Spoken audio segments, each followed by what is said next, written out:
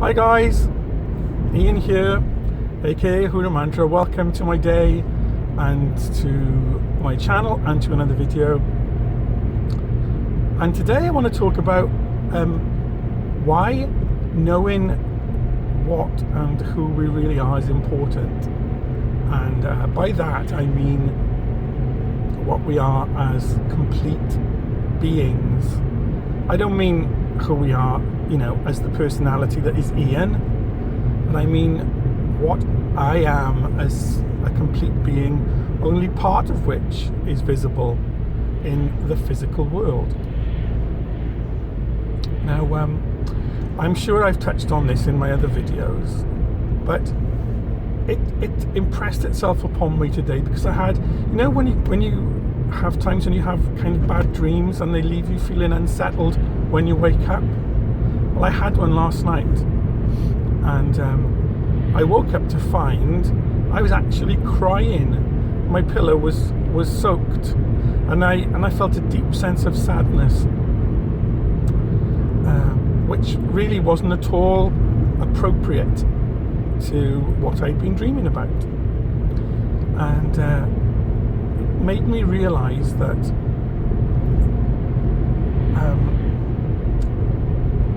we become afraid and we feel sad when we don't understand what we really are, when we think that this aspect of us is all there is, and that this aspect, this physical here and now temporal aspect, is all there is to our loved ones, who we often have to part company with for a variety of reasons, not least because they die, don't they, sometimes, and that deep sense of loss that we feel because they're no longer with us and we won't see them again, which is what some people believe. And it made me realise that, a lot of the things that bothered me, that worried me, that unsettled me, disappeared when I understood what I am. And when I understood that the real me, that part of me which goes on, which is eternal, cannot be killed, cannot even be harmed. Our spiritual self is immortal and invulnerable. Harm has no meaning to it. What can be harmed is our physical self. And whilst I'm not trying to minimize the impact of those events in our life that cause us deep pain and suffering, and for some poor people their whole lives are a series of, or even continual pain and suffering, and I'm not trying to minimize that, because it is what it is, and it is real. But what is not real is the fact that it goes on forever, and that when that person's life ends, whether it be a very short life or whether it be a very long life, if that person's life ends and all they have known is suffering and pain and fear, that is not all they will ever know. And it's only when we look at it from the point of view that that is all that they will ever know, that was their whole life and it was all suffering, that is when the greatest impact occurs for themselves, if they believe it, and for us when we witness their lives, if we believe it.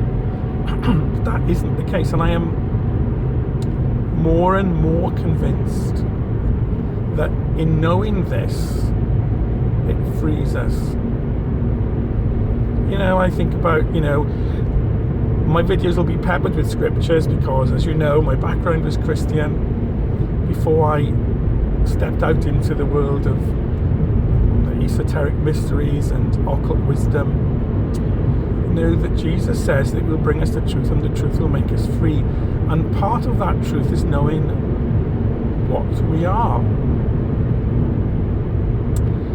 And knowing that this physical aspect, this physical body, this personality that is Ian, personality that is you watching me right now, it's but a facet of yourself.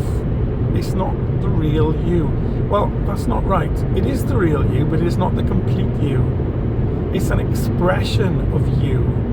Just one expression. And there will have been expressions before this you, and there will be expressions after. It's a bit like Doctor Who, I guess, regenerating. Now, why would we believe that? Why would we believe in reincarnation? Why would a fundamentalist Christian of 20 odd years now believe that to be absolutely true and sensible? Because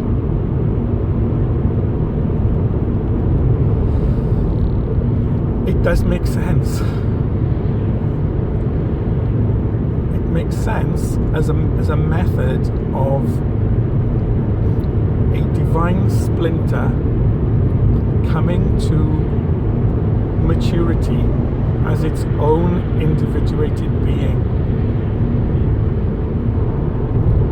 That through life, physical life, through a series of physical lives, and by means of the interaction between the I, the capital I in inverted commas, the individuated consciousness that is you at your core, the I working with a soul and a physical body,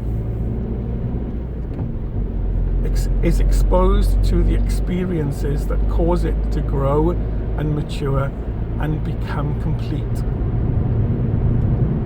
Like a childling consciousness evolving through the schoolroom of many lives to become the gods that we will be.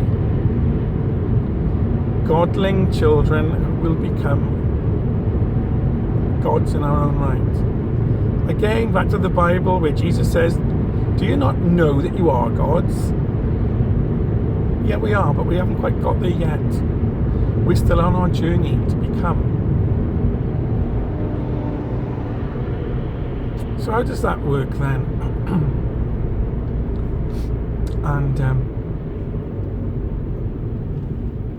what does it mean for us in terms of destiny and karma? Well, if we think that our overall destiny is our spiritual evolution, to go from new consciousness, new individual consciousness that is split, the Kabbalists would call it, from the infinite, from the no thing, from the Ein Sof, a piece of the Ein Sof which was separated in some ways from itself, around which new consciousness forms, a new I. Because if you think, do you know how the divine being, God, announced himself to Moses, I am. So the Ein Sof is an I. And we too are now also I, capital I in inverted commas, new consciousness around the core of divinity. But new consciousness needs to mature, needs to evolve, needs to develop all of the wisdom that it needs, considering it will be an omnipotent being. And how will that be achieved? Well, the esoteric theory is that spirit cannot evolve when it's disembodied, because it has nothing from which to gain experience. It's nebulous, it's fluidic, it is everywhere and nowhere at the same time. It is at the center of its own existence, and it's at the extreme periphery. For spirit and consciousness to evolve, it needs to be able to experience. And so, in the divine plan, according to the Kabbalists, the Sephira Binah conceptualizes form that will contain spirit. And so Binah is known as the Great Mother, but also as the Dark Mother, because to spirit that is everywhere, is non-constrained, is free-flowing and is boundless, to be constrained into form is severe, it's harsh. But it is a harshness. The harshness of this limitation of spirit and soul in body allows us to mature, allows us to be and become. But one life won't do this. One short human life of 70, 80, 90 years won't do it. In one life, we are exposed to experiences. We react to them. But it is often only in the next life that we fully encounter the effects of how we have reacted to those circumstances. So I see our destiny. Destiny is to go through the learning journey that will take you to your perfection, to your spiritual perfection. And karma then is how that happens. And I've come to realize that karma is not this nasty bitch creature who punishes us for the bad things that we do wrong. Karma is simply the consequences of what we do. It is the effect to our cause. We make a certain decision, we do a certain thing, and the effects of that decision ripple out. It ripples into this life, but it also ripples into subsequent lives. And karma is just us encountering the consequences of the choices we have made, the actions we have taken.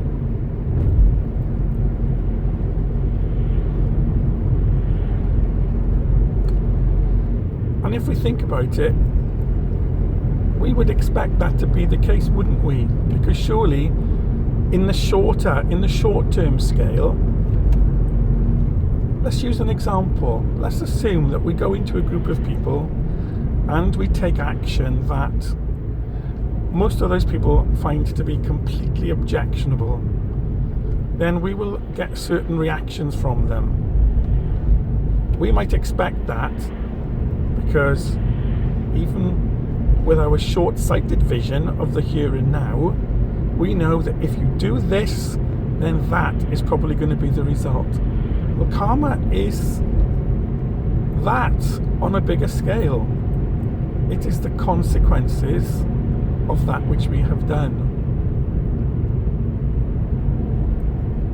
And so we have to not only learn what will be the consequences of what we have done, but then we have to address it. We have to do something that rebalances the equation, if you like, so that our pathway through existence does not leave huge deficits, that our life is balanced, that we become all that we are to become. Yeah, Now for me, knowing this, knowing that this is not all that I am, is very comforting in a number of ways. One, because whatever happens to me in this life, this is not all I will experience, and I really do have a deep sense of knowing of that. This isn't something that I tell myself and I hope it to be true. It's something that I feel it in my, in my bones and in my blood. So this isn't all there is for me, and what brings me a sense of security is knowing that I cannot be destroyed or killed or maimed spiritually, and neither can you. We are all here to become all that we can be. That's got to be a good thing, an exciting thing, and a wonderful thing. We do not need to be afraid, and we do not need to be sad. And if we think on these things and let them fill us, then we won't be. Anyway, thank you for listening. I've arrived now, so I have to stop talking to you. Catch you again, guys. Have a great day. Bye for now.